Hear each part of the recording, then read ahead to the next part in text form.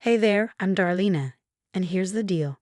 I'm 35, a journalist for a major news network, and I've always had a knack for sniffing out stories. But no amount of investigative skill could have prepared me for the curveball life threw my way. It all started 3 years ago.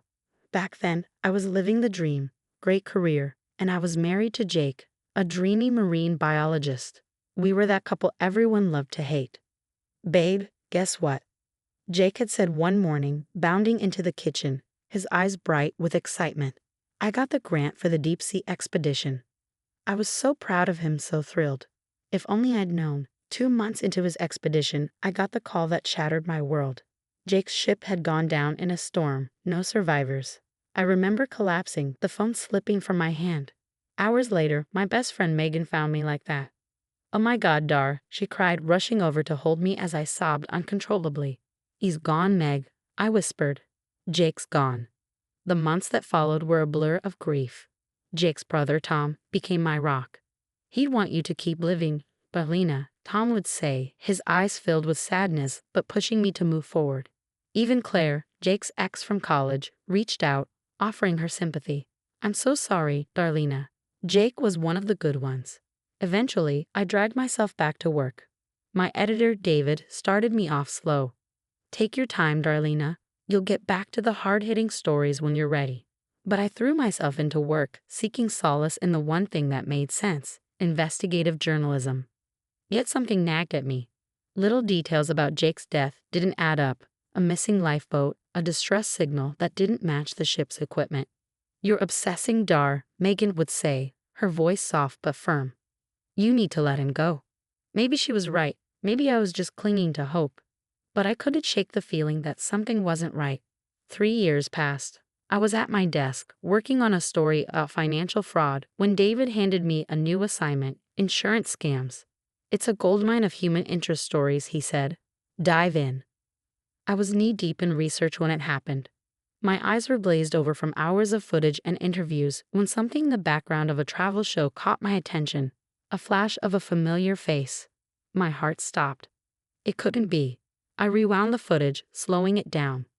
There, clear as day, was Jake, my Jake, alive, sipping a cocktail on a sun-drenched beach. This is insane, I muttered, rubbing my eyes.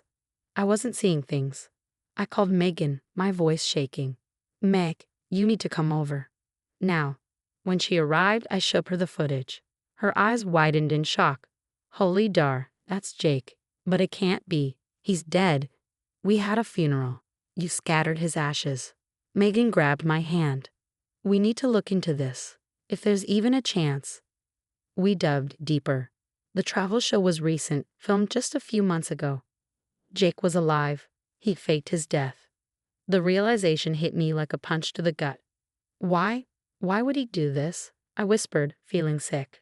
More digging revealed the unthinkable. Jake was living in the Maldives, and he wasn't alone. In photo after photo, there he was, his arm around Claire, his ex-girlfriend. Laughing. Happy. While I was grieving, he was living it up with her. Megan's face was grim. You need to confront Tom. If anyone knows the truth, it's him. I cornered Tom at his office. His face went pale the moment he saw me. Darlena? What's going on? Cut the crap, Tom, I snapped, slamming my hand on his desk. I know Jake's alive. I know about him and Claire. His eyes darted nervously. I don't know what you're talking about. Don't lie to me. I was shaking now. I saw him, Tom. On a travel show in the Maldives with Claire. Tom slumped in his chair, defeated. I didn't know at first. I swear. But Jake contacted me about a year ago. He made me promise not to say anything. He said it was complicated. Complicated? I let out a bitter laugh. I warned him, Tom. I cried myself to sleep for months. Tom reached for me, his voice soft. I'm so sorry, Darlena. I wanted to tell you, but you chose your lying, cheating brother over me? Over the truth? My voice cracked as I stared at Tom, disbelief giving way to a rising storm of anger. Without waiting for his answer, I turned and stormed out, my mind spinning. Everything I thought I knew about the man I loved, the life we'd built, the future we had planned was gone, erased in an instant. Back home, I stood in front of the evidence we gathered, photos, videos, financial records. It was all there, mocking me. What are you going to do? Megan asked quietly, her voice full of concern. I took a deep breath, feeling a fire ignite deep inside me. I'm going to find out exactly what happened, and then I'm going to make them pay. I stared at Jake's face in a recent photo, his arm wrapped around Claire. The grief, the pain, and the confusion all hardened into something else. A cold, unshakable determination. Game on, Jake, I whispered. You have no idea what's coming. From that moment, I threw myself into the investigation with an intensity that bordered on obsession. Every waking moment was consumed with digging, researching, connecting the dots. My living room turned into a chaotic crime scene board, photos, documents, and sticky notes covering every available surface. Darlena, you need to sleep, Megan urged, her eyes full of worry. I waved her off. Sleep is for people who haven't been betrayed by their dead husbands. Piece by piece, it all began to make sense. I uncovered a massive life insurance payout, $2 million, collected just after Jake's supposed death. The money had been funneled through offshore accounts, finally landing in a bank in the Maldives. Look at this, I said, pointing to a document. Claire quit her job a week before Jake's ship went down. She knew. She was in on it from the start. But what gutted me most was discovering Tom's involvement. I found emails between him and Jake, dated months before the staged death, where they discussed the plan. Tom had helped orchestrate the whole thing. That lying bastard, I muttered through clenched teeth. He looked me in the eye at the funeral. He held me while I cried. I needed to flush them out, to make them panic and slip up. That's when the idea struck. Megan, I need a favor, I said, turning to her. Can you leak a story? Make it seem like the authorities are closing in on a big insurance fraud case. Don't name names, but make sure it's clear it involves a faked death at sea. Megan grinned. Consider it done. The effect was immediate. Jake made a frantic call to Tom, which I managed to record using a bug I planted in Tom's office. They're onto us, Tom. Jake's voice crackled with panic. We need to move the money now. Calm down, Tom replied, though his voice wavered. It might not be about us. Don't be naive. Jake snapped. It's too specific. I smiled grimly, listening to their desperation. Got you, you bastards. Over the next few days, I watched as they scrambled, making mistake after mistake. Jake liquidated accounts, leaving a clear paper trail. Claire booked flights under an alias, but I traced them with ease. Everything was falling into place. I compiled bank records, travel documents, emails, and phone calls into a damning pile of evidence.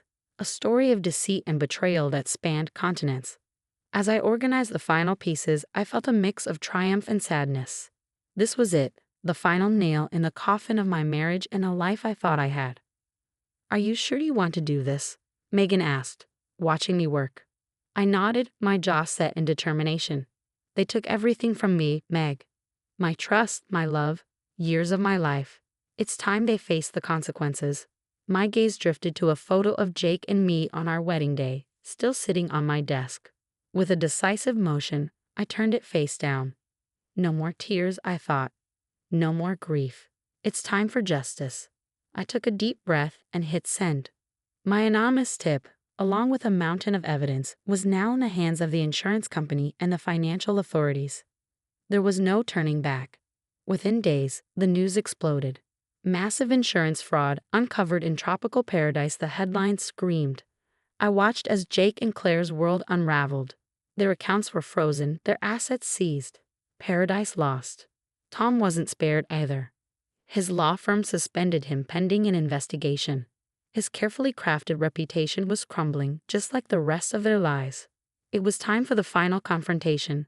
I set up a video call, my heart pounding as Jake's face appeared on the screen. He looked canned, stress had etched new lines around his eyes. Darlena, what's going on? Have you seen the news? I smiled coldly. Oh, I've seen it, Jake. In fact, I broke it. His face went pale. What? What are you talking about? Cut the act. I know everything. The faked death, the insurance scam, Claire, Tom's involvement, all of it. Jake's facade crumbled. Dar, please, I can explain. I never meant to hurt you. I was in trouble. I needed a way out. Please, you have to forgive me. I laughed bitterly. Forgive you? For letting me think you were dead? For watching me grieve while you lived it up with your ex? Not a chance in hell, Jake. But we were happy once, weren't we? Don't you remember all those plans we made? I remember a lie I said, cutting him off. Every moment, every promise, it was all based on deception. You're not the man I thought I married. That man never existed. Jake's eyes filled with tears. Darlena, please, I still love you. We can start over. No, Jake, we can't. Goodbye. I ended the call, feeling a strange mix of relief and emptiness. It was over, really, truly over. The story was too big to ignore. With my editor's blessing, I turned my investigation into a groundbreaking series on complex fraud. It was raw, personal, and it struck a nerve with the public. Suddenly, I was the story. Talk shows, podcasts, conferences. Everyone wanted to hear from the journalist who had unraveled her own husband's lies. My career soared as I became a respected voice in investigative journalism. A year later, I stood on stage, accepting a prestigious award for my fraud investigation series. The lights were bright, the applause thunderous, but all I could think about was the journey that had brought me here. This award, I said into the microphone, my voice steady, is for every person who's been betrayed, who's had to rebuild their life from the ashes of deception. Your truth matters. Your story matters. And let me tell you, there's life after betrayal. There's strength in surviving. As I left the stage, my phone buzzed with a news alert. Jake and Claire had been sentenced. They were facing years in prison. Tom had avoided jail time, but he'd been disbarred. His reputation, in tatters. Later that night, I sat in my new apartment, looking out over the city lights. So much had changed in a year. The pain was still there, a dull ache in my chest, but it had been overshadowed by my success and newfound purpose. My laptop sat open, a blank document staring back at me, the beginnings of a book about my experience, about healing from betrayal. I began to type. I thought I was living a love story. Turns out, it was a mystery. This is how I solved it. As the words flowed, a sense of peace washed over me. I had survived, no more than that. I had thrived. Jake, Claire, Tom, they had tried to break me, but instead, they had forged me into something stronger. Megan called, her voice excited. Dare, I just heard about the book deal. This is huge. I smiled. Thanks, Meg. I couldn't have done any of this without you. Please, he scoffed, you're a force of nature, Darlena. I just gave you a little push now and then. After we hung up, I stood by the window, watching the city below. A year ago, I thought my life was over. Now I realized it was just beginning. I had a voice now, a platform. I could help others who had been deceived, show them there was light at the end of the tunnel. My pain had become my purpose. Watch out, world, I whispered to my reflection. Darlena 2.0 was just getting started. I turned back to my laptop, ready to pour more of my story onto the page. For the first time in years, I felt truly free. No more shadows. No more lies. Just the truth and the strength to face whatever came next. The future was bright, and it was all mine. That's a wrap on Darlena's journey. Now it's your turn. Was Darlena justified in exposing Jake's fraud so publicly, or should she have handled it privately?